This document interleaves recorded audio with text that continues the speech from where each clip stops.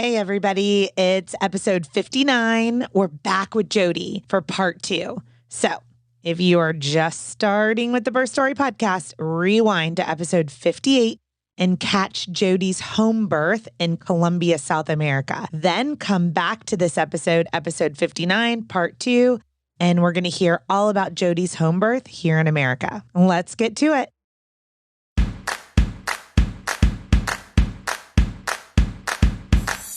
What does a contraction feel like? How do I know if I'm in labor? And what does a day of labor look like? Wait, is this normal? Hey, I'm Heidi. My best friends call me Hides. I'm a certified birth doula, host of this podcast, and author of Birth Story, an interactive pregnancy guidebook. I have supported hundreds of women through their labor and deliveries, and I believe every one of them and you deserves a microphone and a stage. So here we are. Listen each week to get answers to these tough questions. Birth Story, where we talk about pregnancy, labor, deliveries, where we tell our stories and share our feelings. And of course, chat about our favorite baby products and motherhood. And because I'm passionate about birth outcomes, you will hear from some of the top experts in labor and delivery. Whether you are pregnant, trying desperately to get pregnant, or you just love a good birth story, I hope you will stick around and be part of this Birth Story family. You guys, my book is out. It is out in the world. I cannot believe it. I have been writing it for several years, and it's just mind-blowing. Birth Story, Pregnancy Guidebook and Journal, is a one-of-a-kind discovery into your pregnancy that provides you education through storytelling. So what's it really about? In the 16 years that I have served women with every personality type, I noticed there was a huge disconnect between what my clients were craving for childbirth education in a book and the books that were actually available on the market. There seemed to be unlimited resources if you are looking for an unmedicated birth or a natural birth or a home birth. But there just weren't a lot of resources for my clients who were part of the 92% of women birthing in a hospital and very much open to medical interventions like an epidural, nitrous oxide, and opioid medications. So I wrote that book to fill the gap for you. Week by week throughout your pregnancy, you will engage with material meant to educate and empower you as you plan for your own birth story. Hospital, medicated, unmedicated, or something in between. You are welcomed each week with a postcard from the womb, which is an adorable note from your baby about their miraculous development, as well as the amazing changes occurring within you. Then you are invited to use an uplifting birth affirmation and to respond to an introspective journaling prompt to document your feelings, curiosities, and wonders every single week. With room to memorialize your own birth story, this book will become a memory keeper and a legacy gift for your baby. You are encouraged to read one of my favorite birth stories each week, filled with childbirth education, tidbits, and explanations of important medical terms and procedures. These are real-life accounts shared with permission from the births that I've attended during my career as a doula. And I gave you a great mix. In the 42-week guide to your pregnancy and 42 birth stories, 7 of them end in cesarean section. About half are unmedicated and the other half are medicated deliveries. This is a judgment-free book. So take what you need from each element and leave the rest. Okay, are you ready to buy? I would love for you to go to birthstory.com and buy it directly from me. But I totally get it if you're an Amazon girl. You can head to Amazon.com and just type in Birth Story Pregnancy, and the book should pop up. I'll deliver it straight to your doorstep. And I would venture to say that you might be an audiobook kind of woman because you're listening to a podcast. So if you would prefer to listen to this book, then I have recorded it and it is available for download at audible.com or on your Audible app. Thank you for being part of the Birth Story community. I am so excited for you to have this book in your hand. once you've purchased it and it has arrived. I hope that you will give me your thoughts and feedback. And don't forget to take a selfie with your book and post it on Instagram and tag at Birth Story Podcast. Jodi, I am so glad that we are continuing this conversation about your home birth here in the United States. And so I'm so curious, like all the ways in which it would be different from the previous episode that we recorded that hopefully everyone's listened to on your home birth in Colombia, South America. And so first I need to just kind of understand, I feel like where we left off was like, you had this beautiful home birth in Colombia and like you had done this amazing ritual with your placenta. And now we're like jumping ahead and all of a sudden you live in the United States and you have another baby girl, Joy, who's 6 months old. And so why don't you just catch all of us up? Like, how did you get from Colombia back to the United States where it's your home country? Sure. So my husband and I lived in Colombia for 4 years.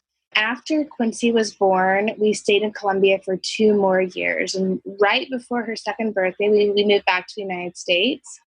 And that was mostly, we were very happy there. We loved our city. We loved our school. We loved our friends. We were mostly ready just to be closer to family and give Quincy the opportunity to build relationships with our family. And so we moved home in the summer of 2018. So that was 2 years ago.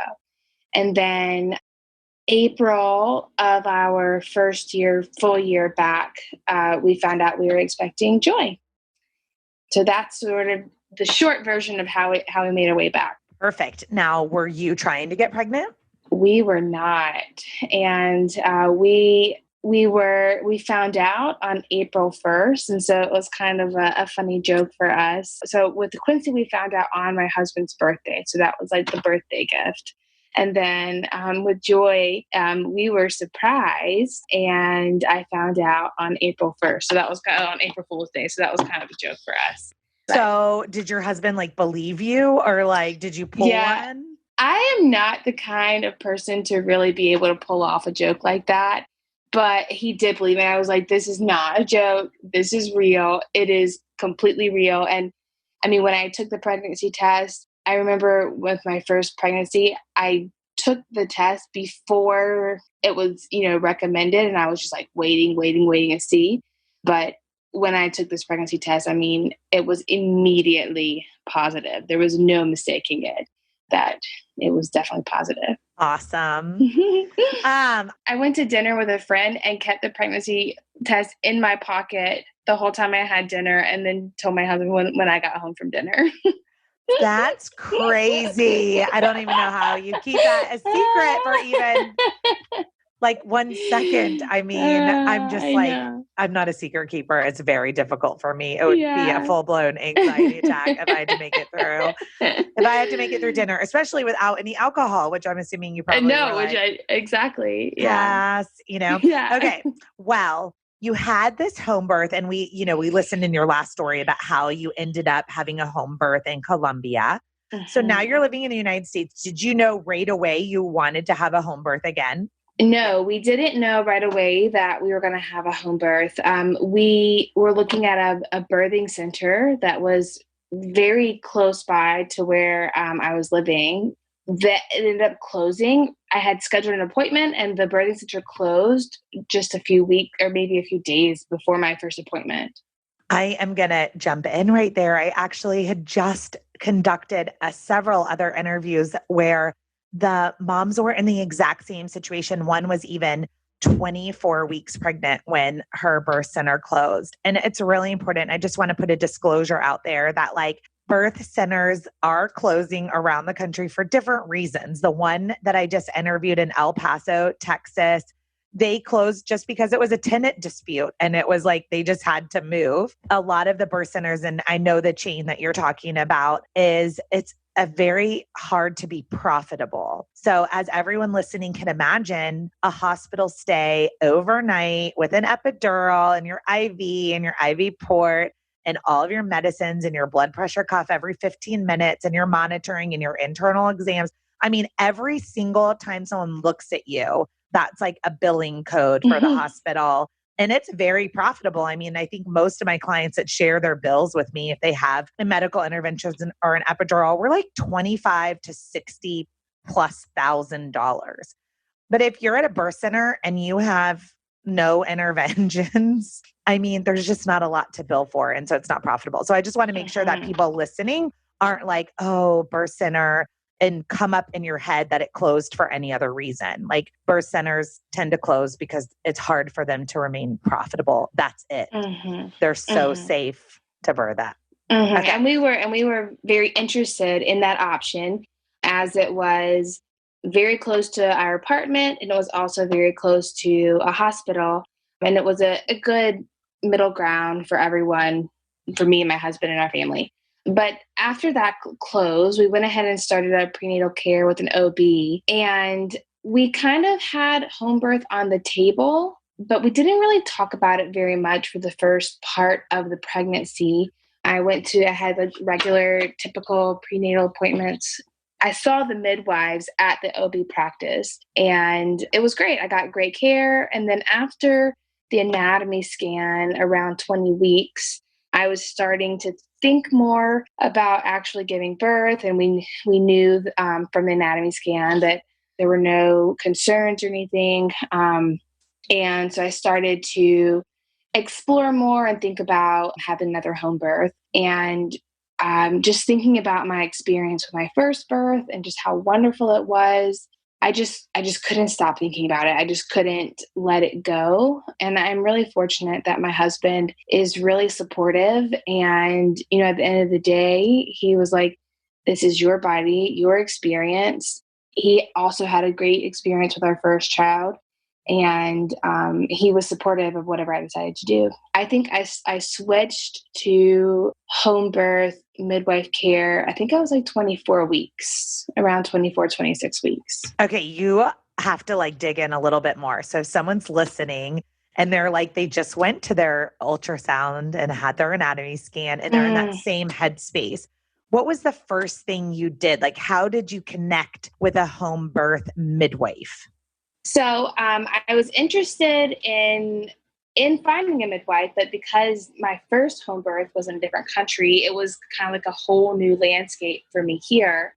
And I did know one other friend who had had 2 previous home births here. And so I talked to her, and then I also asked in some of the mom groups, the local mom groups that I'm in.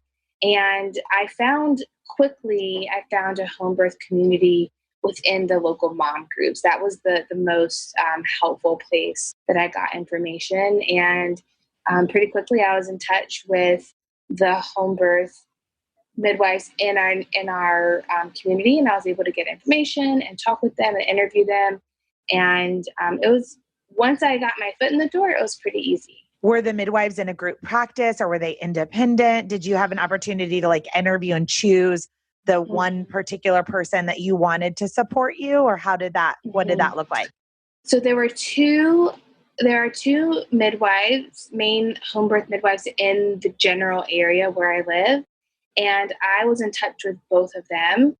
And one of them actually studied an apprentice under the other one. And so they were very well connected with each other. And they were both lovely, wonderful women with a lot of experience. And I ended up choosing the one that was closest to me, that lived within 10 minutes of my house. And so that was more convenient for us in terms of prenatals. And also when it came time for birthing, I knew that she would be nearby.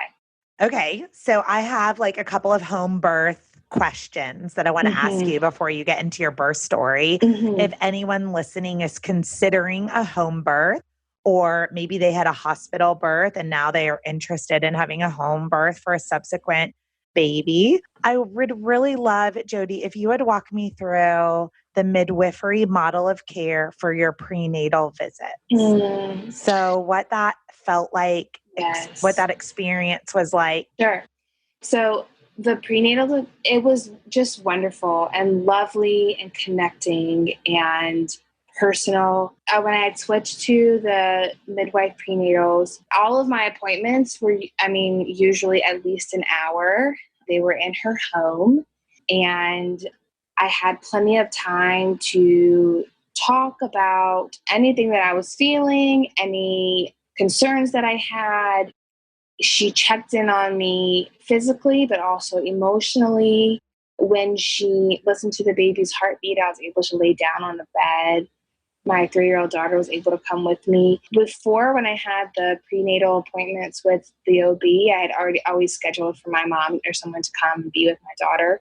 But because I wasn't sure if we wanted Quincy to be there for the birth, I wanted her to get to know the midwives with what was happening. And so she came to those appointments with me, and it was really great. She was available all the time. If I had, questions for her or any concerns in between appointments, she was always available. And one thing that I really helped me trust her was that if there were things that I had questions about, and this happened one or maybe two times, that I had a concern, and she gave me some of her own suggestions, but then always followed it up with, if you still feel concerned, see an OB.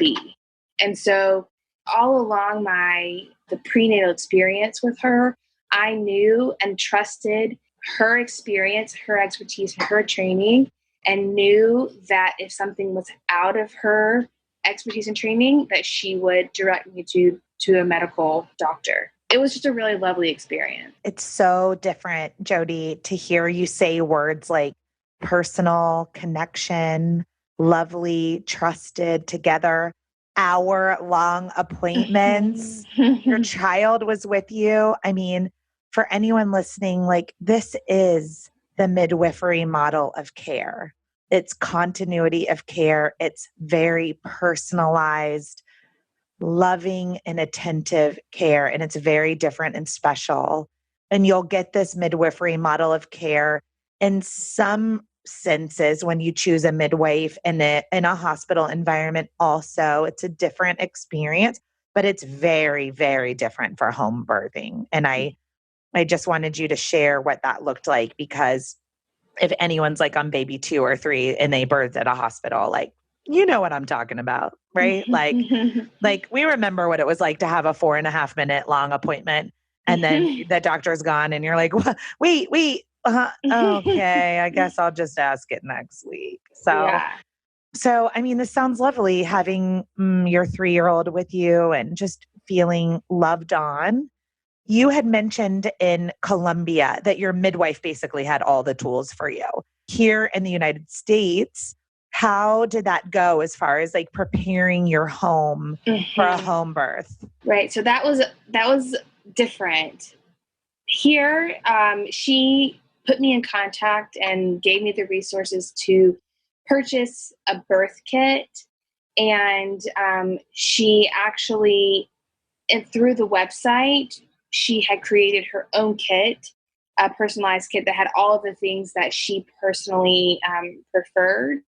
And obviously the things that were needed, but then also within the things that were needed, the ones that the type or brand or whatever that she had preference for. And so as a part of her practice, she also required you to attend like a 4-hour class that she hosted in her home with other mothers and their partners who were preparing for their birth as well. And so at that class, she went through all of the materials that we would need, gave us time to ask questions, and then directed us to where we would need to go to access to purchase the things. And so it came with like the umbilical cord clamp and all of the sterile gloves. And I mean, it was just like a whole bunch of stuff that you need during that time. And then you could purchase your own tub, but she actually had several that she would lend out. So we borrowed her tub and then purchased our own liner. I'm just assuming every midwife has their different preferred and trusted brands. But what a cool resource too. Like when you were just sharing about being in her home with these other couples that had made this autonomous decision, and having that connection. So along with this wonderful class, like in her home with these other couples, did that like count as like childbirth education also? Like if some of those couples were first time Hmm. parents? So I think in my memory, there were maybe 6 or 7 couples there. And I think that all of them were second time moms. And I was the only one who had had a previous home birth. Almost all of them, I mean, there may have been one other one, but I remember that overwhelmingly they were moms who were choosing home birth for their second birth because of a challenge that they had experienced in their first birthing time and were exploring other options for this experience. You said that so delicately, Jodi, and I appreciate it, but everyone knows. I mean, the reason my podcast exists is because I'm helping first time moms or second, times prepare Right, for right. the births so that we have positive birth outcomes. But I mean, I wish I didn't even have to have a podcast like this because I just I wish know. everyone had a great first experience. Mhm. But hear us loud and clear. We think that home birth and birth center birth are just as wonderful options for birthing as hospital birthing. Let's just celebrate that there is a third way, you know? Mhm. And I say third way because there's really like four, in my mind, four ways, right? Like go to the hospital, you can go to the birth center, you can go to home birth, or you can free birth, Mhm. And there's probably, people will probably correct me and say there's 7 ways, But how wonderful. Okay. So now I'm going to get into like, you've borrowed this tub, which is kind of, I don't even know how you time that with 6 or 7 other couples, but you borrowed it, you bought the liner, you've got your birth kit, you're like ready. And tell me about what it was like kind of at the end of your Mm. pregnancy, how you were feeling. And the number one question everyone wants to know, how the heck did you know you were in labor? Okay, this is great because it was very different than my first one. So, towards the end, my first daughter was born at 39 weeks and 4 days. And I know that you can never, babies choose when they're going to be born. And so I know that I couldn't predict it. And even though I knew that, I still thought that I was going to go early. And I did not. My due date came and went, and I was 5 days over. And with my first daughter, I never reached that point where I was like, wow, I don't know that I can do this anymore. But with my second pregnancy, I was really, really big, and it was hard to move. It was hard to mother in feeling so big. And I was feeling probably just as much pressure that I was putting on myself, but it seemed as if I was feeling pressure from people around me to have the baby. And every day I wake up and my husband and I would look at each other and think, is today the day? Are we, is it today? He's a teacher, so he would leave for school in the morning, and, you know, he's really busy during the day. And so I was like, you've just got to be able to watch your phone. And so the day before I went into labor, I felt really ill. Like I didn't feel good. I actually ended up throwing up. And for the first time, towards the end of the pregnancy, my mother in law took my daughter for the day. And so I stay home right now. I wasn't working. And my husband had urged me, because he knew how tired I was. He was like, send Quincy to my mom and just rest. And I hadn't done it, but this day I was like, okay, I really need to. And for the first time, it seemed like in my whole pregnancy, I just laid in bed all day. I just didn't feel well. And then the next day, I woke up and I felt so much better. I felt so much more refreshed. I had a lot more energy. I took my daughter to the park. We played. It was great. I felt so much better. And then that afternoon, I took a shower. And as I was getting dressed, I lifted my leg to put my pants on, and I squirted on the floor.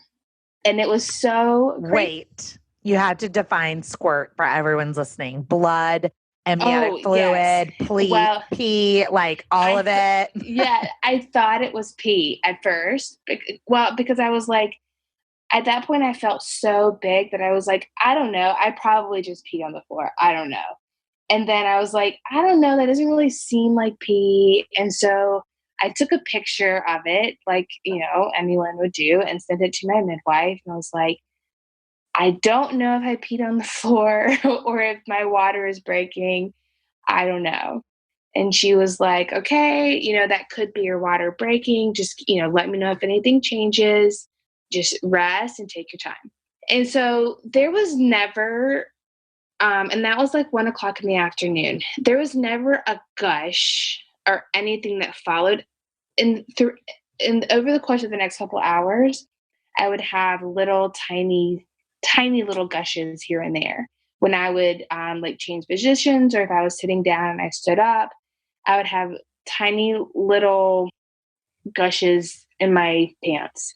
I was just in touch with my midwife throughout this, but for several hours, I didn't have any other signs at all. No sensations in my stomach, no cramping, no blood, nothing.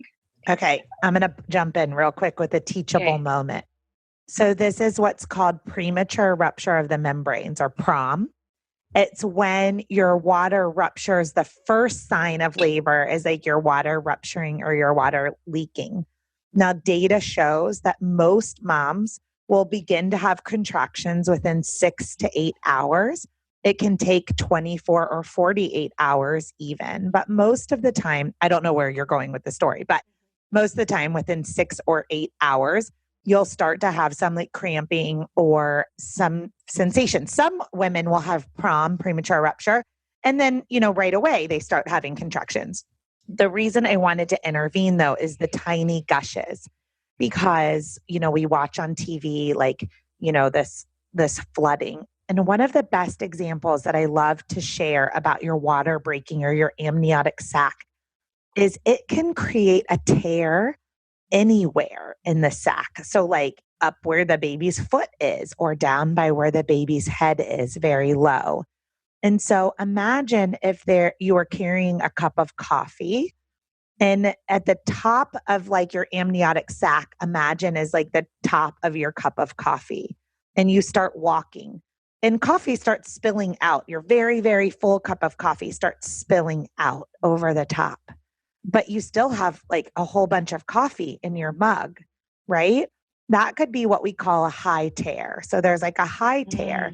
And so you have these. So when you get up and you start moving around, like you're trying to hold your very full cup of coffee, and it just starts spilling over, spilling out, but you still have the majority of your waters, or your cup of coffee in the thing.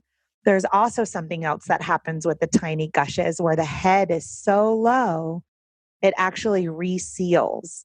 So then when you move to your left or the right and it wiggles that head a little bit, some of that fluid that's building up can like slip out past the head, because the head is kind of sealed the water from leaking out. So when I hear a story like yours, Jodi, and I hear about these tiny little gushes, I think, either you had a high tear or the head was so low, it was sealing. So it was just letting a little bit of amniotic fluid out, here and there as you moved around. Yeah, that sounds exactly like what was happening. Yeah. Which was different because in my first labor, my water broke just moments before the baby was born. And so, so that was happening. And then around a couple hours later, around 3:30, my midwives, there were two, wanted to come and just check in. And so they came and listened to the baby and just checked in with me and just face to face and connected, which was really nice. And she said that, and I had read this, that a lot of times with a second baby, that your body knows when it's okay, and that often labor will pick up after the older sibling is in bed. 1000%. Like I had just had 3 births in a row of second time moms. And they kind of had these putsy labors during the day. And I told all three of them the same thing. When you put blah, blah, baby to bed tonight, your labor is going to kick into high gear. And when we did their follow-up postpartums, they're like, I can't believe it. Like, you are right. So let's just honor that right now. We're mammals. And so, yes, they birth their babies at night when their youngest are tucked away and asleep and are safe, and that they can both protect their older child and safely birth a baby because we go into our primal mammalian selves. So what a wonderful thing for your midwives to have shared with you so that you weren't like discouraged, I should say.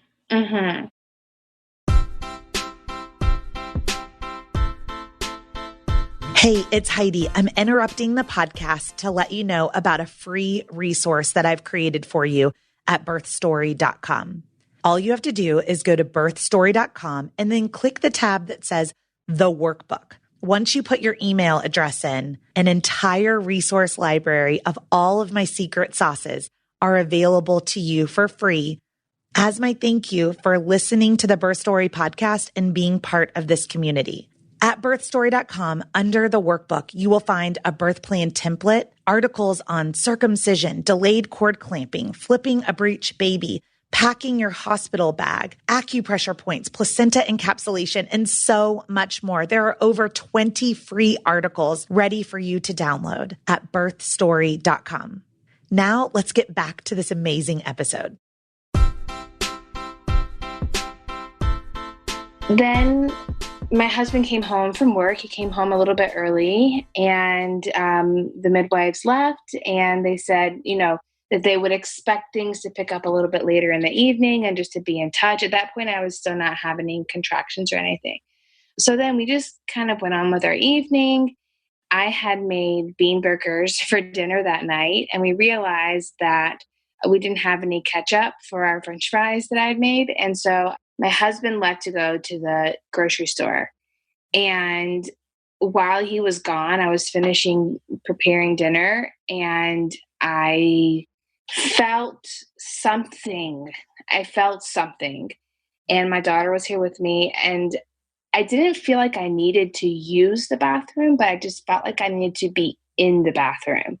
And I remember saying to her, like, let's go to the bathroom. And she came with me. And while I was in there, it reminded me of the feeling that I had in my first birth, that I just kind of wanted to be in like a small space. I just wanted to be in like my own little space.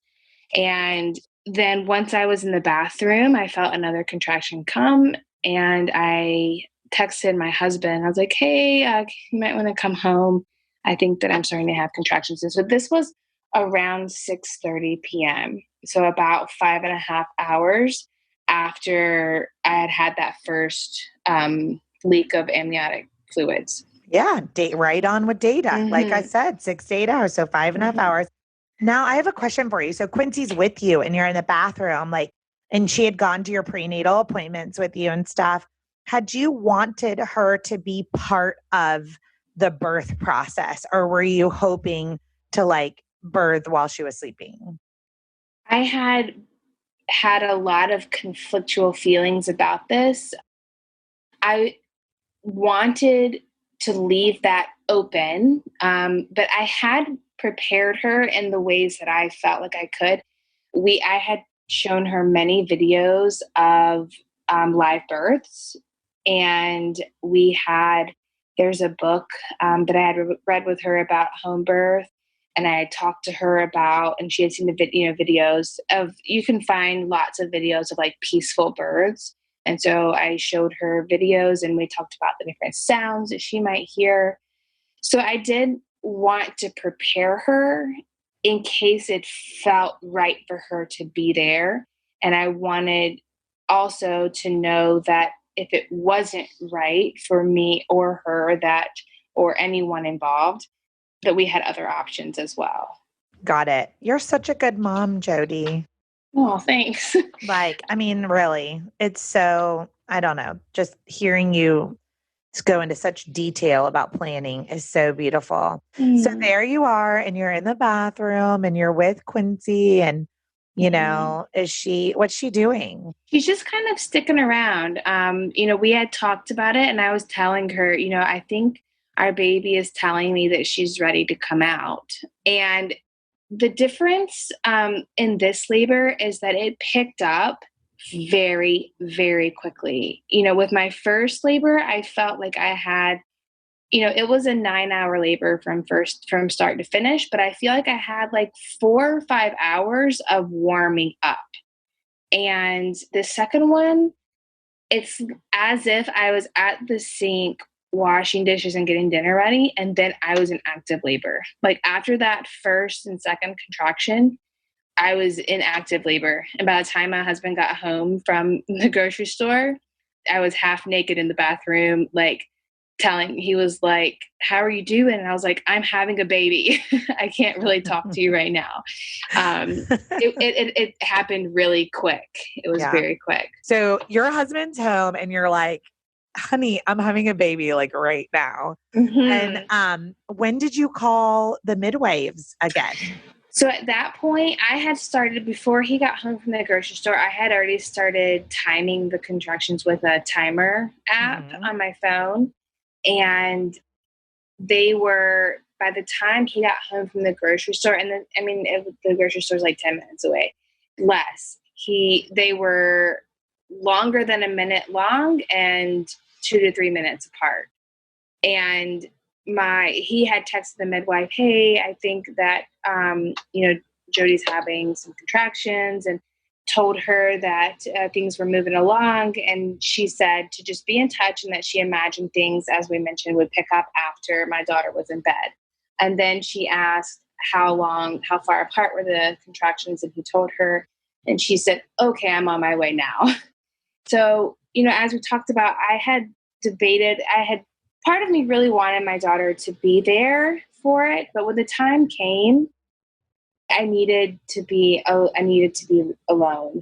And so my husband was amazing. He was checking on me, and he had taken Quincy out into our living room area to give her dinner.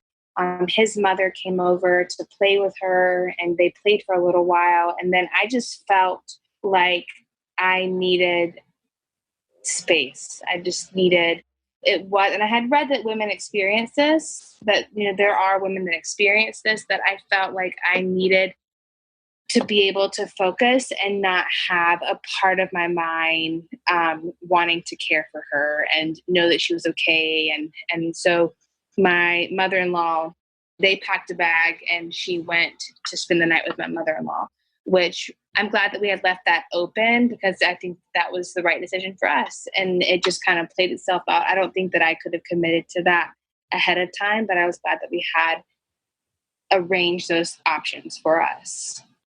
Then the midwife came, and so she arrived around 7 p.m. And when she arrived, my daughter was still here.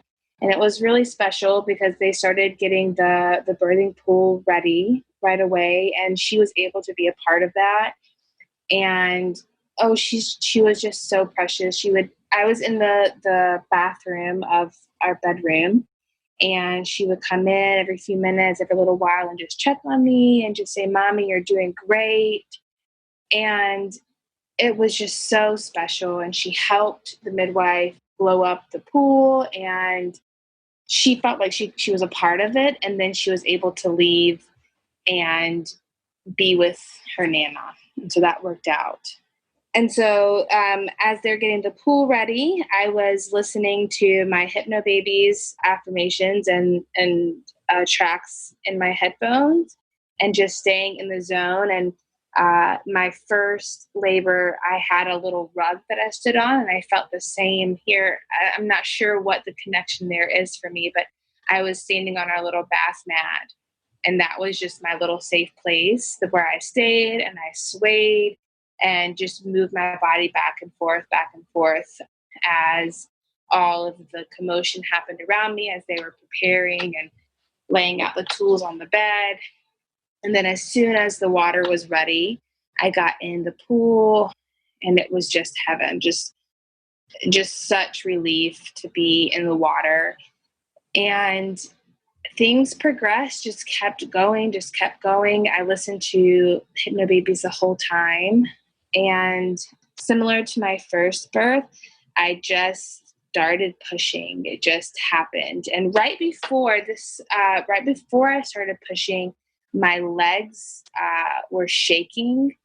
And I remember being kind of surprised, a little startled by that. And the midwife later told me that that was part of the transition, and that she could tell that I was getting ready to push. And so when she saw my legs shaking like that. We tend to call it the labor shakes.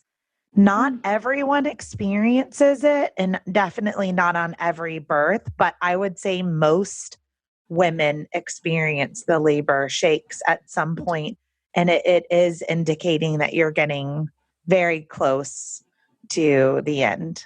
Mm-hmm. And so I started pushing, and I mean, it's just, thinking about it now, I can recall that feeling. It's just like nothing you've ever experienced before until you have. And that feeling, I started pushing, it felt productive, and it felt like something was happening. I could feel her move down. When she was crowning, her head came out until about her ears, and then she kind of stalled. And I pushed and pushed and pushed, and she was kind of, I don't know that she was stuck or why really. It kind of stalled there, but the midwives helped me change positions. So I went from laying on my back to up on my knees with one leg up. And then once I was able to change positions, that really helped her continue to come. And then once her head was out, I kind of paused and rested for a few breaths, and then kept pushing and kept pushing and kept pushing. And then finally she came out, and she didn't cry right away. And the midwife gave her, we waited just a minute, and then the midwife gave her a little breath. We waited, and then and when we talked about it afterward, the midwife said that it was still within the range of what is okay and normal. And they were checking her heart rate the whole time, and she was still getting blood and oxygen from the placenta. But it wasn't like, some of the things that you see where the baby comes out and just cries right away. It took a minute for her to cry. And the midwife gave her a few little puffs of air, and then she cried. And the other midwife, one of the other midwives that was there, asked us her name, and we said her name is Joy.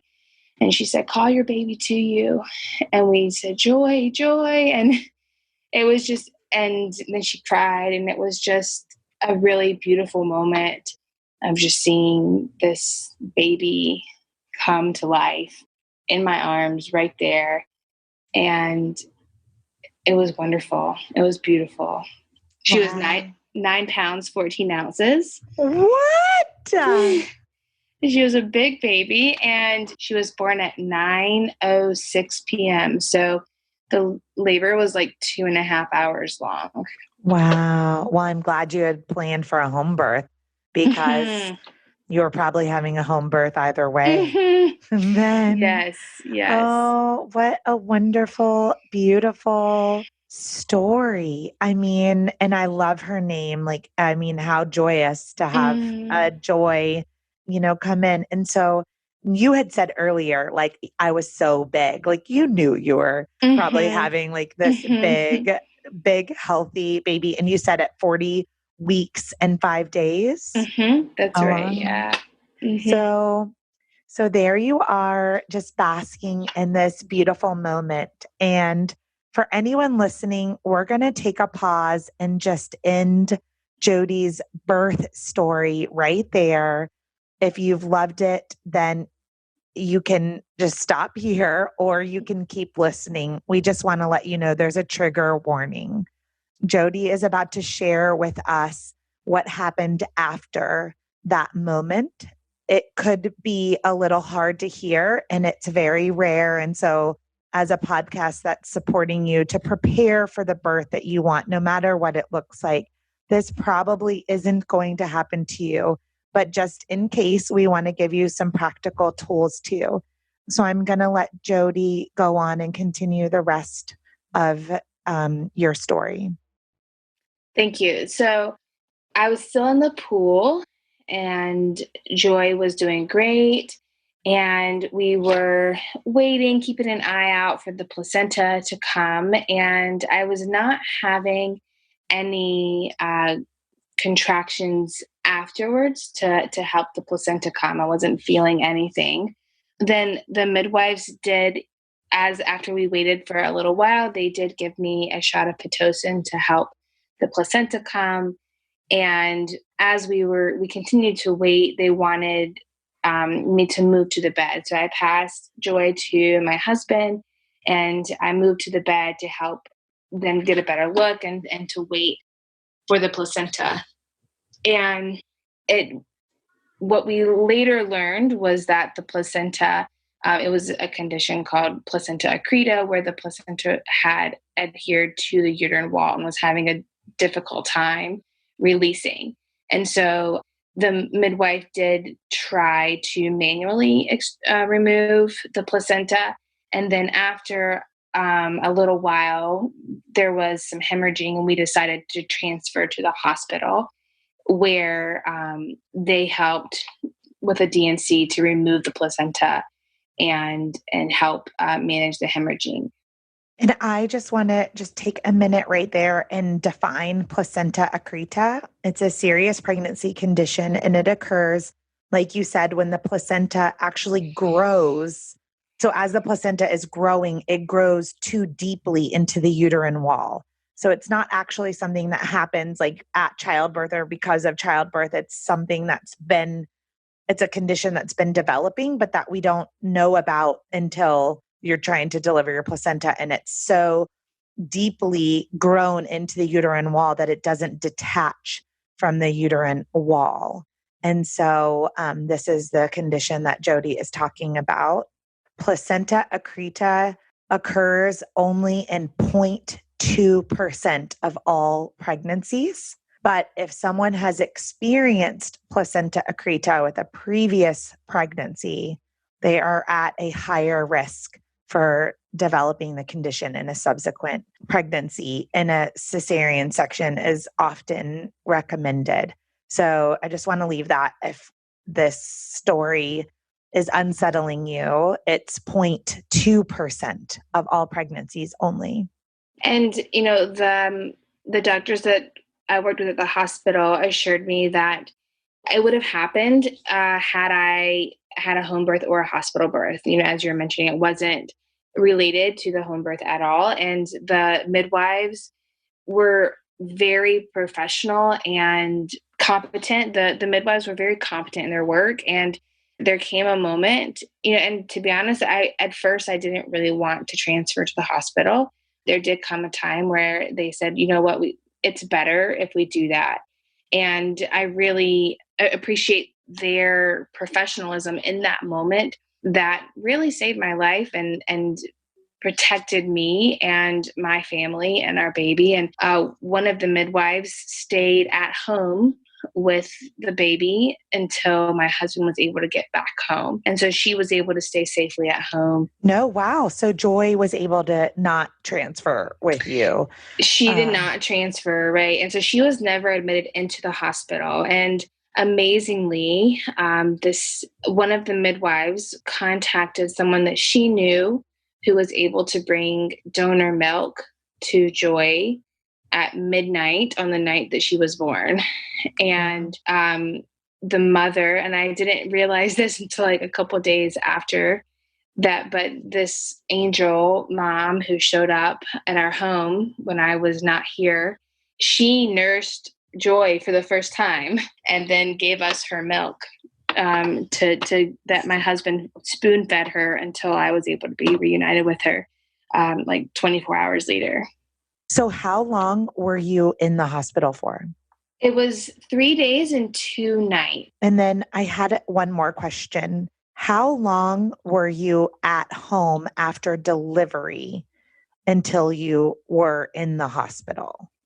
About an hour after Joy was born, when we decided to go ahead and transfer. Okay. It was about 1 hour. Mm-hmm. Okay. The reason that I asked that is that typically with an all natural childbirth, the placenta releases anywhere from right away to 30 minutes. Sometimes it can take much longer than that. But typically when it goes around that hour or more, we start thinking that there might have been some growth into the uterine wall. So 24 hours later, you're reunited with Joy. I want to know a little bit more about, like, I had just asked you how long till you transferred. How did the transfer go? My midwife came with me. She transferred with me. My husband and the midwife came with me, and she stayed with me the whole time. There were two midwives. So one of them stayed home in my home with the baby, while the other midwife and my husband came to the hospital with me. And then once we were clear on the care that I would receive at the hospital, my husband left and came back to our home to be with the baby. And, the whole time that through the process of the transfer and while being at the hospital, she stayed with me the whole time. And I felt so cared for, so supported. And I just could not, I could never find it in my heart to thank, I could never find the words in my heart to thank her for being by me during those moments. And she stayed with me until I think it was like 4 o'clock the next morning, in the morning, when my parents arrived at the hospital to be with me. So she stayed with me all through the night. And then when my parents arrived, she left, and then she came back the next day, and then the next day, and then the next day. And so once I was back at my house, she came and checked on us here too. And so she was just incredibly supportive and loving and nurturing, and I felt very protected, and I felt like she was a strong voice for me at the hospital. And I owe her everything for those moments. I love it. What an honor for your beautiful midwife. Hopefully we can share this episode with her and just know how much she's loved and appreciated and wanted in this community and offering home birth for women. So I love it. Thank you for sharing both of your stories, home birth in Colombia, South America in the previous episode, and then home birth in the United States. So Jodi, I know that you mentioned the milk catchers were your favorite baby product on the last episode, but now I'm going to pressure you again for a second favorite baby product for moms. Okay. So for me, with both of my pregnancies, I had wonderful nightgowns to wear that had buttons up the front. And so I was able to nurse in bed. And, I'm not someone who really ever wore nightgowns before I had babies, but something about having a cozy nightgown that made me feel comfortable and also allowed me to nurse the baby easily. It was just a special feeling of like nesting in those first days. So a nightgown that buttons in the front. Okay, well, that sounds like so cozy and so sensory too. And I'm going to make you find the link so that we can link to the specific nightgowns that you recommend, along with the milk catchers in the show notes for both the episodes. Again, if you love Jodi, please listen to both episodes, like the previous one where we talked about home birth in Colombia, South America. And then thank you for tuning in to this one also about this beautiful home birth. And then Jodi, are you on social media? Like, where can people connect with you if they want to talk to you about home birth or birthing in another country? Yes, I love talking about home birth and natural birth. And my Instagram is Jodi Piscatelli 8. You need to spell that, please. Okay. JodiPiscitelli,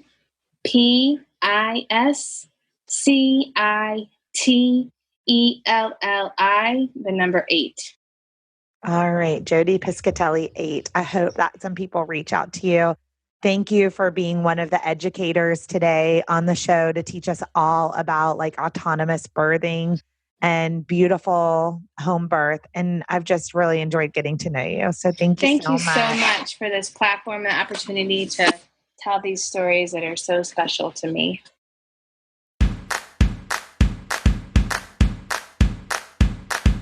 Thank you for listening to Birth Story. My goal is you will walk away from each episode with a clear picture of how labor and delivery might go, and that you will feel empowered by the end of your pregnancy to speak up, plan, and prepare for the birth you want.